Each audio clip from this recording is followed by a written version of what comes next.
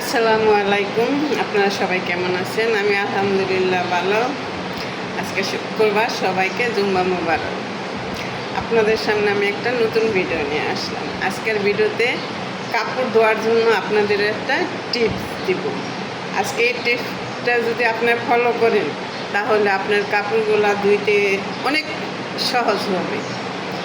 যেমন কাপড়ে অনেক দাগ থাকে, দাগ ওঠে না। এই টিপসটা যদি ব্যবহার করেন তাহলে কাপড়ের দাগ থাকবে না, তারপরে কাপড়ে একটা সুগন্ধ বাইরে।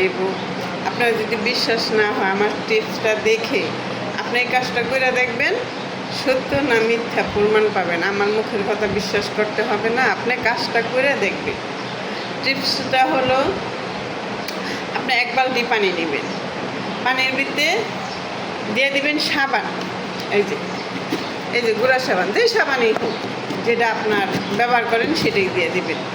আর তার সাথে দিয়ে দিবেন, যদি বেশি কাপড় হয় তাহলে এমন একটা লেবুর রস চিপ্পা পানির ভিতরে দিয়ে দিবেন, সাবানের ভিতরে। এই লেবুর রসটা চিপ্পা, বেশি হলে বেশি বেশি যদি কাপড় হয় তেমন একটা লেবুর রস চিপ্পা দিয়ে দিবেন। আর সাথে দিবেন এই যে দেখুন ভিনিগার, কিছু ভিনিগার ওই সাবানের পানির ভিতরে দিয়ে দিবেন। দিয়ে পানিটা ভালো করে লাড়াচাড়া দিয়ে কাপড়গুলো ভিজিয়ে দেখবেন কাপড়গুলোর থেকে কি সুন্দর একটা গন্ধ বাইরা, আর কাপড়গুলো একদম পরিষ্কার হয়ে গেছে। আপনার তো এত খাসতে হবে না, আপনার এত কষ্ট করতে হবে না। আপনার আমার কথা যদি বিশ্বাসটা না হয়, আপনি এই কাজটা করে দেখুন, তাহলে আপনারা প্রমাণ পাবেন। তাই আমার বিশ্বাস, কাজটা করলে আপনারা বিফলে যাবেন না। তাই আমার একটা লাইক দিন, একটা ভিডিওতে লাইক দিন। কষ্ট করে করি, একা একা করি, কেউ করার মানুষ নাই।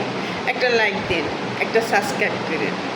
আর আপনারা ভালো থাকবেন। আসসালামু আলাইকুম।